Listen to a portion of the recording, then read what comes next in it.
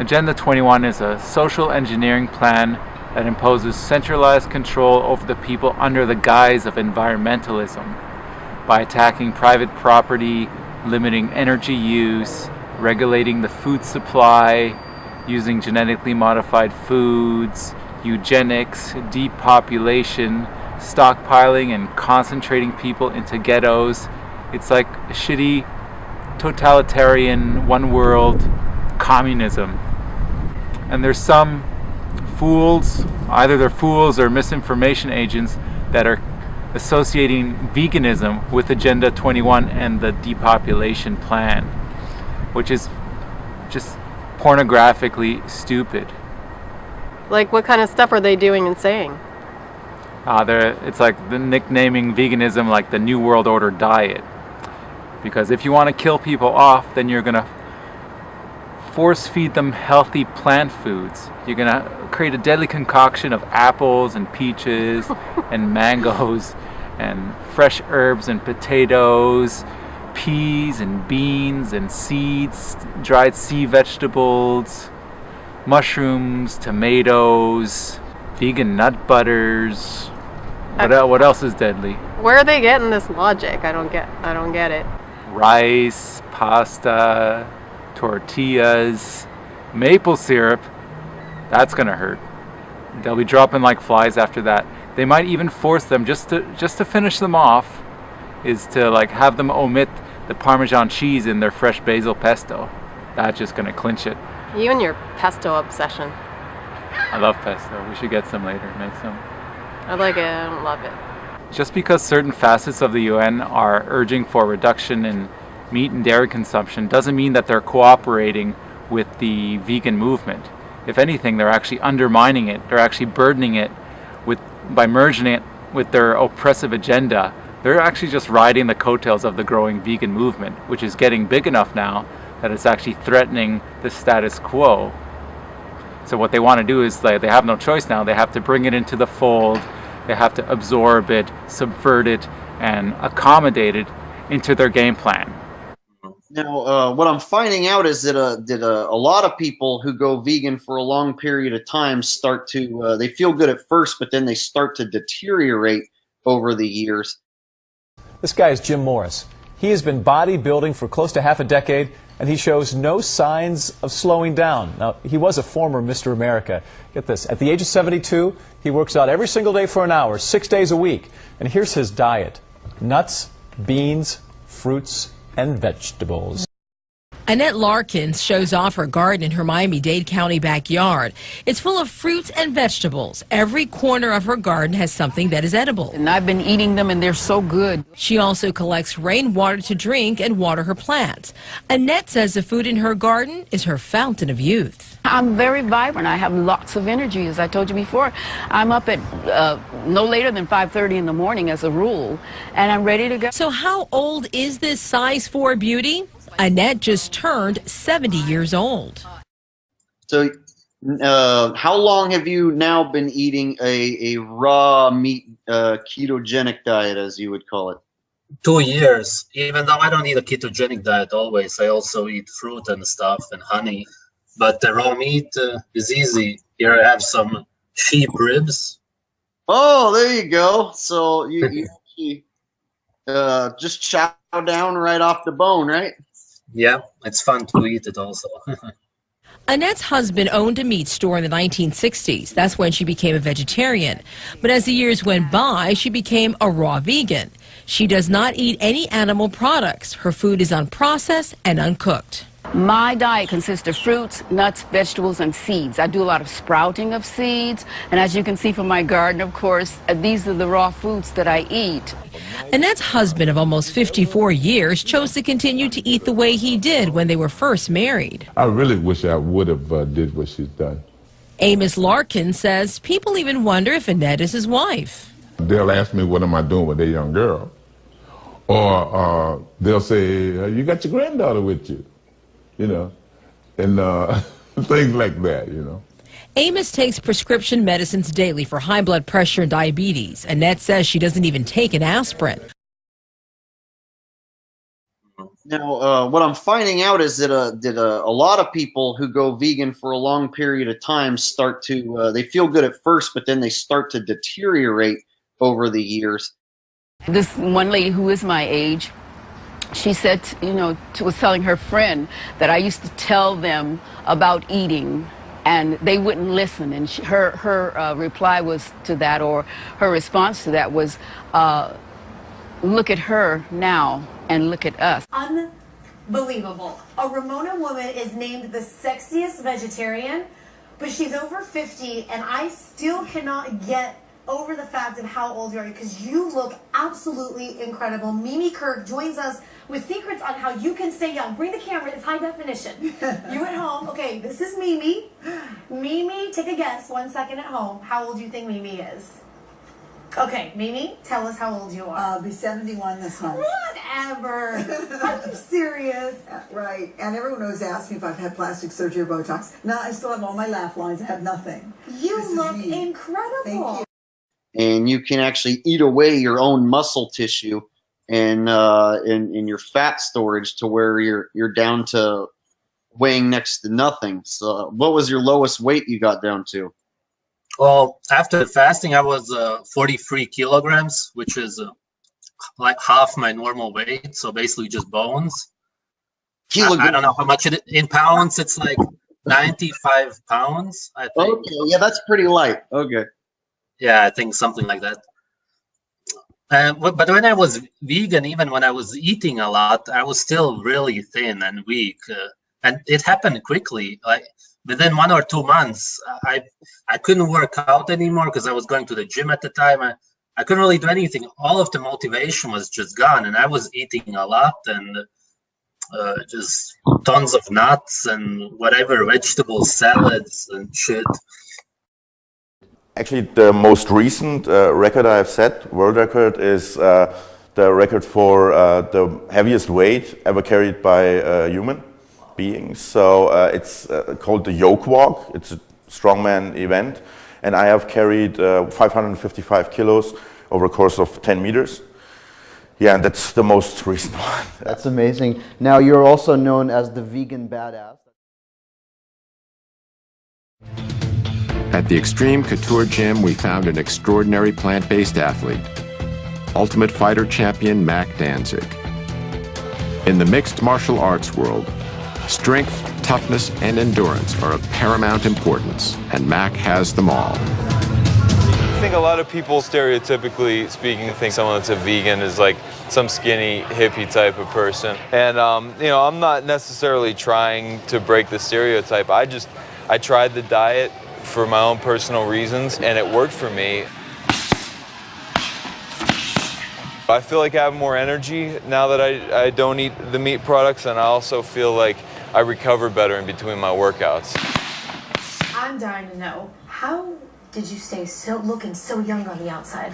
Well, I believe in animal protection, so I'm a vegetarian, actually a vegan. I don't eat any animal products. I don't like the inhumane treatment, and I think a lot of the food today is antibiotics and steroids, and I don't mind getting older. I just want to be healthy. I love to travel. I have a young boyfriend. I want to feel good. So I have a big green drink every morning. I think everybody should do that. What's in it? Well, I put vegetables in it. I put like celery and cucumber, which is good for your skin. I put lots of spinach in, and then I add fruit like apples or pineapple, anything you like that's live food. I'm looking at you, like while you're talking, half focusing on what you're saying, half just looking at you. You don't look like any other 71-year-old. Can you stand up for a second? Sure. Can you stand up and just take a look? Okay, we're going to compare. I want to compare our arms too. We're having fun with this, okay? So like 30-year-old arms. And that's pretty good. You're going to be 71. 71. 71. Amazing. It's not a New World Order plot to make you lose your appetite for dead bodies. Veganism is everything that the self-titled ruling elites are against. It's a humane, ethical, health-giving, freedom-giving, animal liberation movement. It's about basic decency and respect for life, including our own. It's about doing no harm.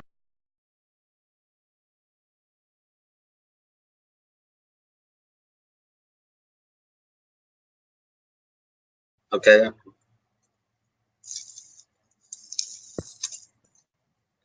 A lot of fat, Pretty chewy.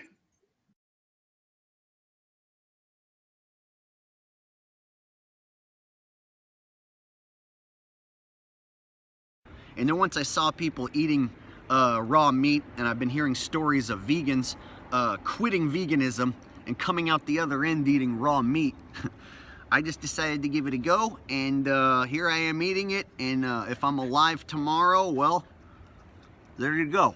There's more videos now of people like eating raw meat and like they're acting like they enjoy it, feel like they're eating like goat liver, and they're like, oh yeah, it goes down pretty good.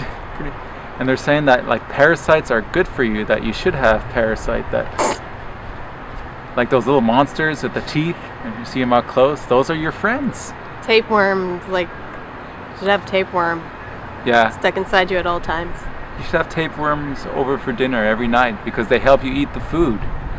And you can go to sleep resting easy that you got Nessie the Loch Ness Monster swimming around in your guts.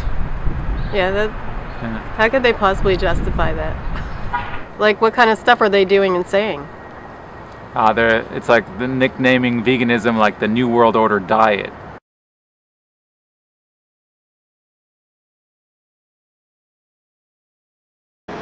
Some are burned alive in the scalding tank that is used for hair removal.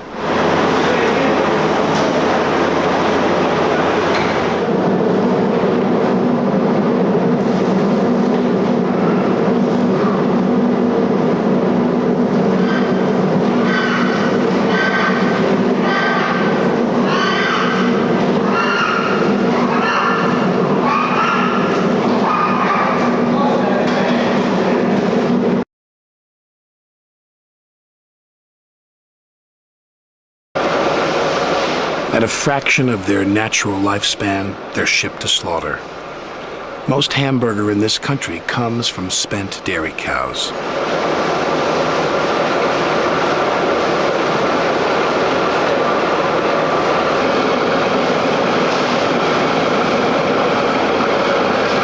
Anyway, so like I said, people that say that our teeth are made for eating this one's mine, Rusty. They say our teeth are made for eating plants. That's bullshit. We have pointy teeth, and these front ones are perfect for taking a nice bite-sized piece of meat, you know?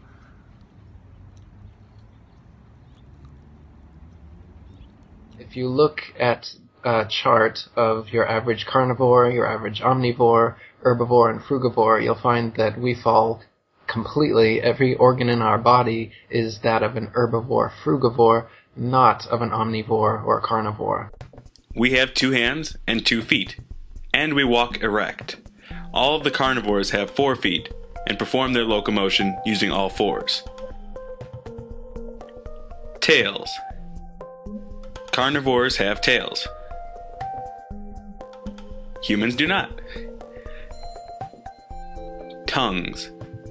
Only the truly carnivorous animals have rasping, rough tongues. All other creatures have smooth tongues. Claws. A lion's claws are like razors. Our lack of claws makes ripping skin or tough flesh extremely difficult. We possess much weaker, flat fingernails instead. Opposable thumbs. Our opposable thumbs make us extremely well equipped to collect a meal of fruit in a matter of a few seconds. Most people find the process effortless. All we have to do is pick it. The claws of carnivores allow them to catch their prey in a matter of seconds as well. We could no more catch and rip the skin or tough flesh of a deer or antelope than a lion could pick mangoes or bananas. Births. Humans usually have children one at a time. Carnivores typically give birth to litters. Colon formation. Our convoluted colons are quite different in design from the smooth colons of carnivorous animals. Intestinal length. Our intestinal tract measures roughly 12 times the length of our torsos, about 30 feet. This allows for the slow absorption of sugars and other waterborne nutrients from fruit. In contrast, the digestive tract of a carnivore is only 3 times the length of its torso. This is necessary to avoid rotting or decomposition of flesh inside the animal. The carnivore depends upon highly acidic secretions to facilitate rapid digestion and absorption in its very short tube. Still, the putrefaction of proteins and the rancidity of fats is evident in their feces. Mammary glands. The multiple teats on the abdomens of carnivores do not coincide with the pair of mammary glands on the chest of humans. Sleep. Humans spend roughly 2/3 of every 24-hour cycle actively awake. Carnivores typically sleep and rest from 18 to 20 hours per day, and sometimes more. Microbial tolerance. Most carnivores can digest microbes that would be deadly for humans, such as those that cause botulism. Perspiration. Humans sweat from pores on their entire body. Carnivores sweat from the tongue only. Vision. Our sense of vision responds to the full spectrum of color, making it possible to distinguish ripe from unripe fruit at a distance. Meat eaters do not typically see in full color. Drinking. Should we need to drink water, we can suck it with our lips, but we cannot lap it up. Carnivores' tongues protrude outward so they can lap water when they need to drink. Vitamin C. Carnivores manufacture their own vitamin C. For us, vitamin C is an essential nutrient that we must get from our food. Jaw movement. Our ability to grind our food is unique to plant eaters. Meat eaters have no lateral movement in their jaws. Teeth. The molars of carnivores are pointed and sharp. Ours are primarily flat for mashing food. Our quote-unquote canine teeth bear no resemblance to true fangs, nor do we have a mouth full of them, as a true carnivore does. Tolerance for fat. We do not handle more than small quantities of fat well. Meat eaters thrive on a high-fat diet. Saliva and urine pH. All of the plant-eating creatures, including healthy humans, maintain alkaline saliva and urine most of the time. The saliva and urine of meat-eating animals, however, is highly acidic. Stomach acid pH. The pH level of the hydrochloric acid that humans produce in their stomachs generally ranges about 3 to 4 or higher, but can go as low as 2.0. 0 equaling the most acidic, 7 equaling neutral, and 14 being the most alkaline. The stomach acid of cats and other meat eaters can be in the 1 range and usually runs in the 2s. Because the pH scale is logarithmic, this means the stomach acid of a carnivore is at least 10 times stronger than that of a human and can be 100 or even 1,000 times stronger. Uricase. True carnivores secrete an enzyme called uricase to metabolize the uric acid in flesh. We secrete none, and so must neutralize this strong acid with our own alkaline minerals, primarily calcium.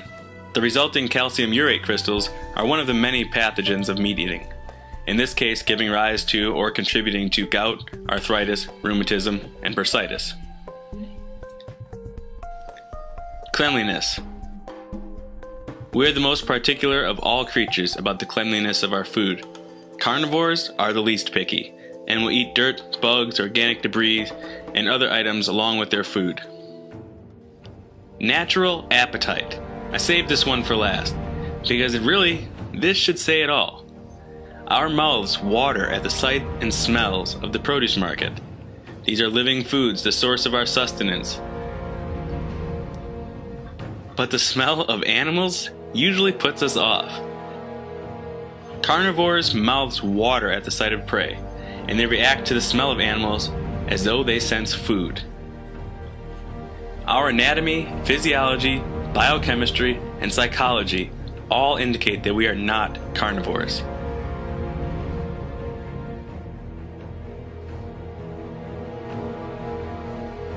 To say that carnivores eat carnage or flesh does not accurately portray such creatures.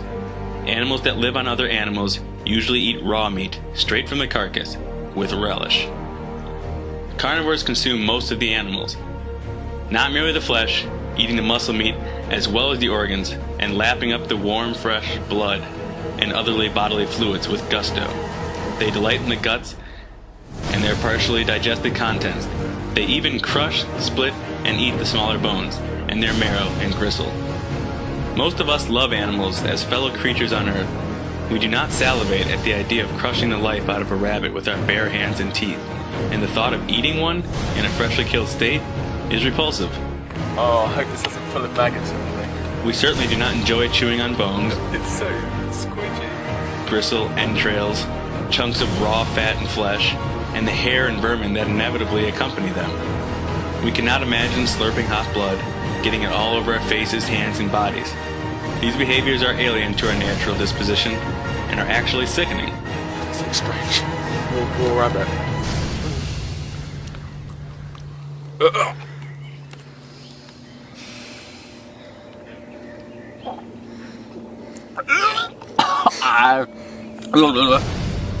So if you look at your pet cat and aren't too enticed, it's alright. It's alright. You were never designed to eat them in the first place. Feel free to go down to your local produce market, enjoy the sights and smells, and pick yourself some whole, fresh, ripe, raw, delicious fruits and vegetables. Well, we know from the largest forward-looking study on diet and cancer ever performed by humanity, the incidence of all cancers combined lower among vegetarians than meat eaters, especially some of the fastest growing tumors like lymphomas and leukemias, and for that the worst meat was actually poultry, chicken, up to triple the rates for every 50 grams of poultry consumption. A quarter of a chicken breast, triple your risk. Okay, but the link between meat and cancer is such that even the Journal of Meat Science last year asked, should we become vegetarians? Or they said, can we make meat safer? There's a bunch of additives, for example, that can suppress the toxic effects of the blood-based iron, the heme iron found in meat. They fear that if the National Cancer Institute recommendations to reduce meat consumption were adhered to, sure, cancer incidence may be reduced, but farmers in the meat industry would suffer important economic problems. Now, for those of us more concerned about the suffering caused by the meat industry rather than the suffering of the meat industry, what happens if you put cancer on a vegan diet? Well, the Pritikin Research Foundation just completed this elegant series of experiments, which I want to spend a bit of time on. Simple experiments. They put people on different diets, draw their blood, and then drip their blood on cancer cells growing in a petri dish, and just stood back to see whose blood was better at suppressing cancer growth. They're the ones that published that study showing that the blood of those on a vegan diet was dramatically less hospitable to cancer. Now, even the blood of those on a standard American diet fights cancer. I mean, if it didn't, everybody'd be dead, right? It's just that the blood of those eating vegan fights about 8 times better.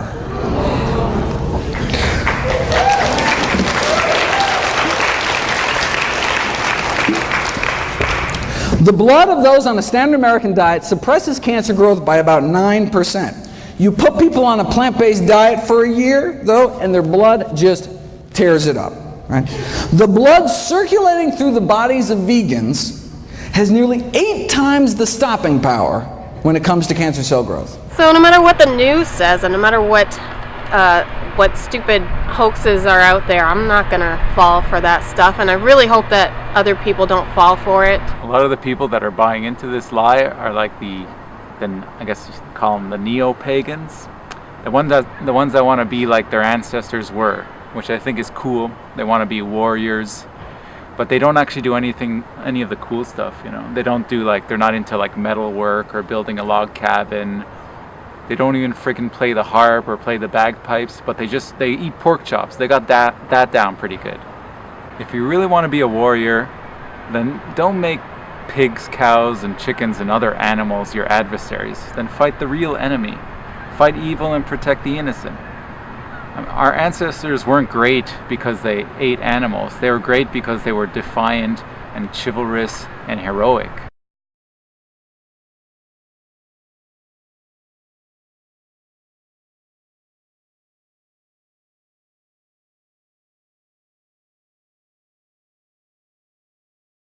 It's not a New World Order plot to make you lose your appetite for dead bodies. Veganism is everything that the self-titled ruling elites are against. It's a humane, ethical, health-giving, freedom-giving, animal liberation movement. It's about basic decency and respect for life, including our own.